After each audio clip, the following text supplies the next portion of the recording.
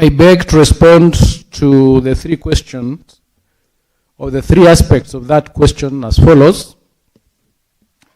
Mr. Speaker, the matter of the domicile of junior schools was considered by the Presidential Working Party on Education Reform.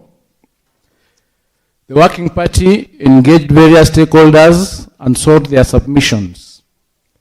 The stakeholders engaged include teachers' unions such as the Kenya Union of Post-Primary Education Teachers, the Kenya Union of Teachers, the Kenya Union of Special Needs Education, and members of the public in general. Mr. Speaker, 93% of the submissions received by the Working Party recommended that junior school be hosted in existing primary schools. Only 5% of the submissions recommended the hosting of junior schools in existing secondary schools, while 2% suggested new schools for junior school. Mr. Speaker, the Working Party analyzed the merits of hosting junior school in existing primary schools as opposed to secondary schools or having them as autonomous institutions.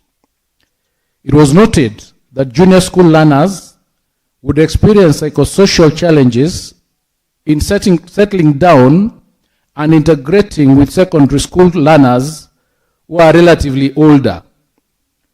Cost considerations were also a justification, since Standard 7 or Grade 7 and Standard 8 classrooms would be unoccupied.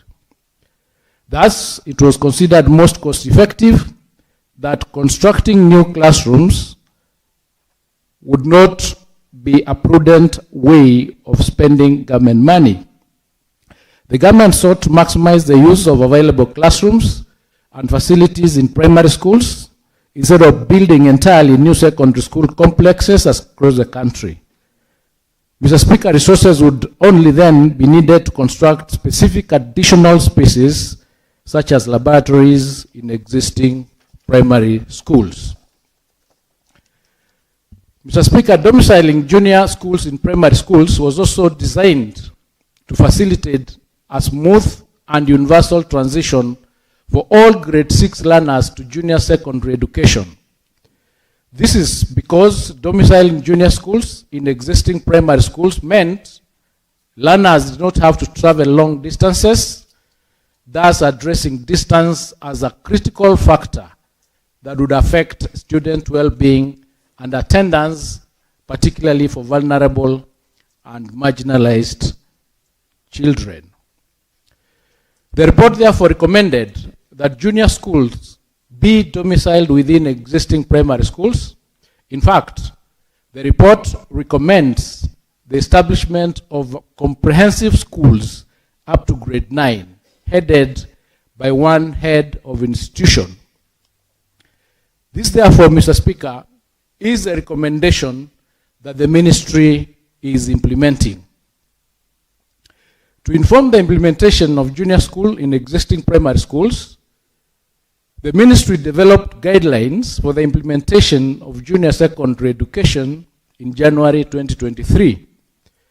The guidelines set out the framework for the overall management of junior schools in terms of administration, governance, infrastructure development, and curriculum implementation.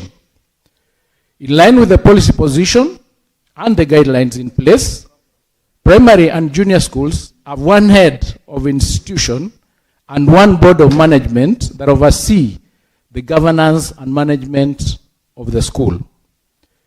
The operation of separate accounts is not designed to indicate autonomy or separation between primary and junior schools. The two levels of basic education are funded at different rates in terms of capitation, with primary school learners funded at the rate of 1,420 per learner per year, while junior schools are funded at the rate of 15,042 per learner per year. The vote heads for the utilization of these funds are also different. Thus, for purposes of financial planning, accountability, and audit, the accounts for junior school and primary school are kept separate. Mr. Speaker, our heads of institution are regularly capacity built to discharge their administrative roles effectively. Through the Teacher Service Commission, the government continuously retools heads of institution managing both primary and junior schools on key aspects of institutional administration, teacher management, and the implementation of the junior school curriculum. Support is also provided by TSC and the Ministry of Education to all our field officers. The teacher induction, mentorship, and coaching programs have also been institutionalized across all public basic institutions, including junior schools, to strengthen professional practice, improve instructional leadership, and ensure that newly deployed junior school teachers receive the necessary mentorship and support for effective curriculum delivery. In terms of career progression guidelines, guidelines were adopted in 2015 to 2016 by the Teacher Service Commission in consultation with the Salaries and Remuneration Commission that conducted a job evaluation for all the teachers. And based on the findings of the job evaluation report, the SRC rendered a formal advisory under Article 230 of the Constitution, proposing a remuneration structure for teachers in the public service. After the job evaluation, the Commission signed the 2017-2021 collective bargaining agreement with the teachers' unions purposely to anchor the findings of the job evaluation results. The adoption of the new remuneration structure and the new CBA necessitated the development and implementation of a new teachers' career progression guidelines to align with the new grading structure to the career progression of the teachers. To this end, Mr. Speaker, the Commission developed through a consultative approach the new career progressive guidelines of 2018. The career progression guidelines have a comprehensive and definitive career progression framework for primary school teachers, secondary school teachers, teacher training college lecturers, and special needs education teachers. The guidelines outline the qualifications, the skills, competencies, and experience required for advancement in the profession by setting out the minimum requirements for selection, appointment, and promotion of teachers at different grades.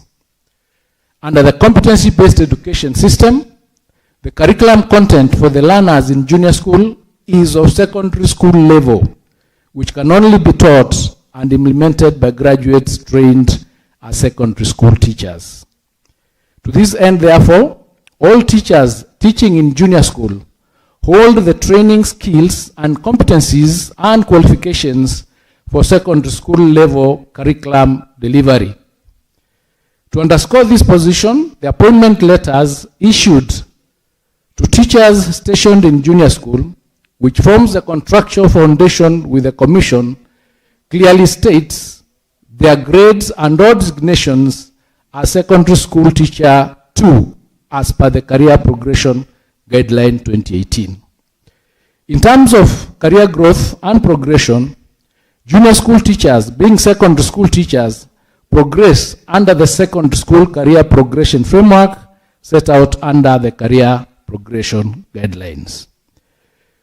It must be clarified that the grading structure and career progression of junior school teachers should be distinguished from their place of work. For all intents and purposes, junior school teachers, regardless of their place of work, are secondary school teachers by training, qualification, skills, and competencies, and are treated as such for their career progression. I submit, Mr. Speaker.